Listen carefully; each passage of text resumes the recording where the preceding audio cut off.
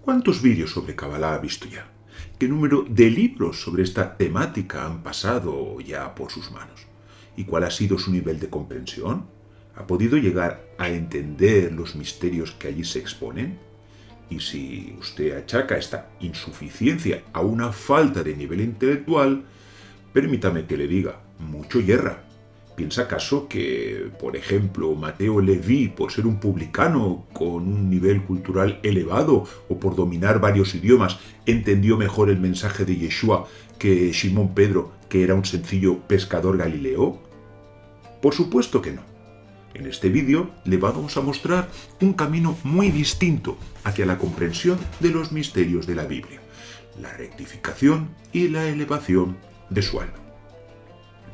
Shalom, queridos Javerim, mi nombre es Isaac Ben-Aor y en el shiur de hoy hablaremos con la ayuda del cielo de la ruta más efectiva, la más directa hacia la comprensión de los secretos de santidad de las Escrituras y muy especialmente de las palabras de nuestro amado Maestro.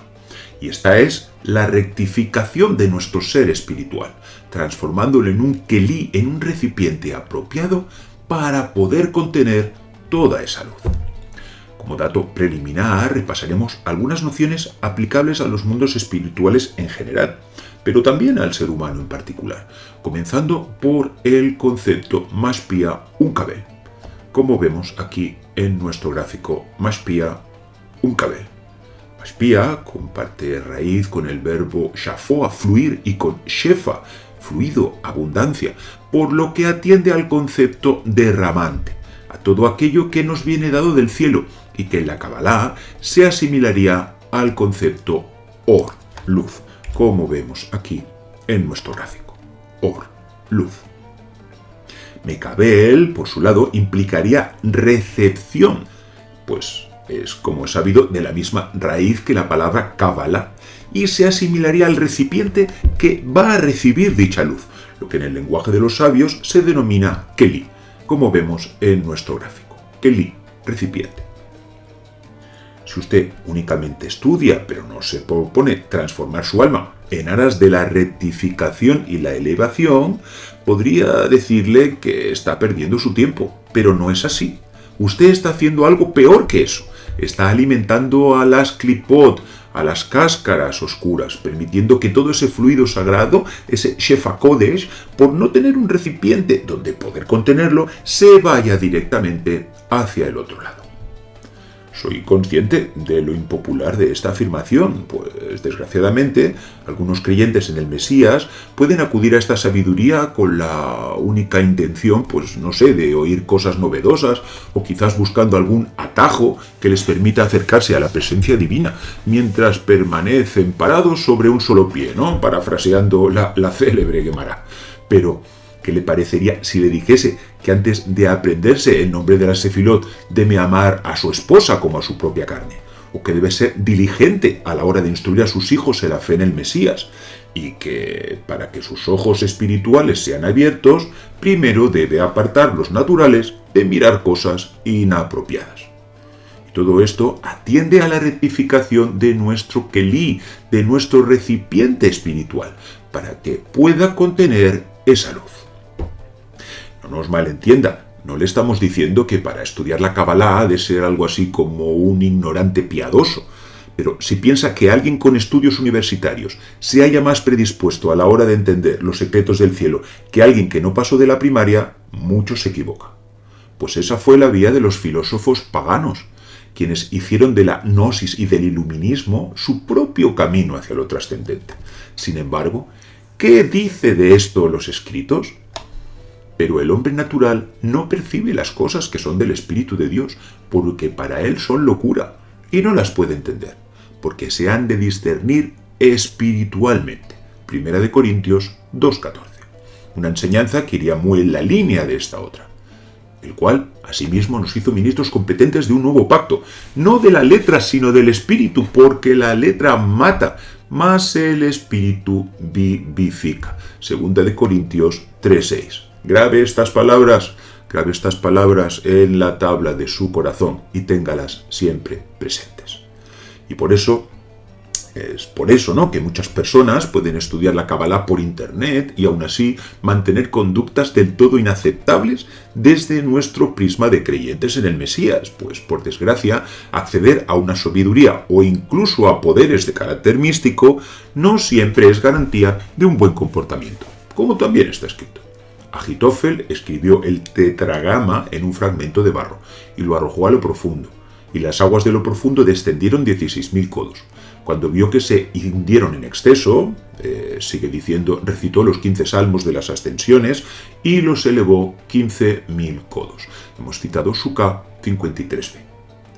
¡Qué tremenda paradoja! Que Ahitófel, el siniestro personaje que traicionó al rey David y que acabó ahorcándose, sobre esto puede leer 2 de Samuel, Shmuel 17:23, como una tipología, ¿no?, del mismo Judas, poseyera tan grandes poderes místicos, pues de él la Biblia incluso declara: y el consejo que daba Ahitófel en aquellos días era como si se consultara la palabra de Dios. 2 de Samuel, Shmuel 16:23. Como si se consultara la palabra de Dios, Vidvar HaElokim. Esto es, sus consejos eran equiparables a la profecía. Y esto es algo que solo se dijo de Moshe Rabenu, ¿no?, de Moisés, según podemos leer, por ejemplo, ¿no?, en Éxodo Shemot 18:26. Y dicho el problema, busquemos el remedio. Y para ello acudiremos a los inestimables consejos del Pirkei Avot, los dichos de los padres, cuyas enseñanzas nos serán de gran valor para el fin que nos hemos propuesto: rectificar nuestro kelí espiritual, para que la luz divina pueda penetrar en nosotros, como fue dicho. Hay 4 clases entre los que se sientan delante de los sabios: una esponja, un embudo, un colador y un tamiz. Pirkei Avot 5:15. Veamos estos más detenidamente. El primer supuesto nos habla de el que aprende a semejanza de una esponja, lo que en hebreo sería sefog. La expresión que utiliza aquí la Mishnah para estas 4 clases de aprendizaje es midot, literalmente medidas, lo que haría referencia a ciertas cualidades o atributos del alumno. A primera vista, este primer supuesto nos parecería el más recomendable, pues una esponja lo absorbe todo. Esto es, no es capaz de discriminar entre lo verdadero y lo falso, entre lo deseable y lo vano. Y esto sería así de no haberse aclarado previamente entre los que se sientan delante de los sabios. Lifne Jajamim. De los sabios, no de los charlatanes, no de los falsos maestros, ni siquiera de los cabalistas de fin de semana que pululan por internet. Por ello es tan importante saber escoger al maestro, como en el mismo Masejet se nos enseña. Sea tu casa un sitio de reunión de los sabios. Empólvate con el polvo de sus pies y bebe con avidez sus palabras. Hemos citado el mismo Pirkei Avot en el 1.4. Tu casa. Pues cuando abrimos la pantalla del ordenador a un maestro, lo estamos dejando entrar en nuestra casa, por lo que se hace imprescindible que éste sea creyente en el Mesías. Y de no cumplir este primer requisito, ya no necesitamos buscar mayores virtudes. Pues esto contradeciría de raíz lo expuesto en libros como los Hechos de los Apóstoles o las diferentes cartas que aparecen en los escritos, donde nunca se concebiría que los discípulos de Yeshua hubiesen aprendido de los sabios de su época que no hubieran recibido a Yeshua. Y este primer caso se aplicaría a aquel que desea estudiar la Biblia en todos sus niveles interpretativos y que en su anhelo por adquirir conocimientos de santidad no duda en acceder al Sod, a los secretos más recónditos de esta, muy especialmente a la maravillosa luz que subyace tras cada una de las palabras de Yeshua. A él se le aplicaría lo dicho: es una cisterna bien sellada, que no pierde ni una gota. Pirkei Avot 2.8. Pasemos ya al segundo supuesto: el que aprende a semejanza de un embudo. En hebreo, mashpek. Como es sabido, el embudo es un utensilio que sirve para trasvasar líquidos. Este es ancho en su parte superior y se estrecha progresivamente hasta formar una pequeña boca para que pueda entrar, por ejemplo, en una botella. Dichas características, al ser tomadas en sentido alegórico, nos pueden llevar a 2 lecturas distintas. La primera sería positiva, pues mostraría cómo las citadas enseñanzas de los sabios son asumidas de forma progresiva. La boca ancha sería indicativa de una primera fase, donde el nivel de integración de estos conocimientos es aún ligero. Pero esa progresiva constricción de su estructura nos hablaría de cómo la dedicación al estudio y el compromiso del alumno van creciendo paulatinamente. Pero una segunda lectura ya no nos llevaría a un terreno tan favorable, pues el embudo lo deja pasar todo, sin retener nada. Esto es, el alumno escucha, pero no es capaz de recordar nada. Permítame que vuelva a subrayar el hecho de que este aprendizaje no es una cuestión de intelecto, sino del alma. Si usted no rectifica primero su ser espiritual, esta sabiduría no dispondrá en usted de un asidero al que agarrarse, por lo que simplemente fluirá a través de usted sin dejar rastro alguno. Pasemos al tercer supuesto, el que aprende a semejanza de un colador. En hebreo, mashameret. Sobre este tercer caso citaremos las palabras de Rabbi Nachman. ¿Cómo debe cuidarse el maestro de no decir algo que sea inapropiado para el intelecto del oyente?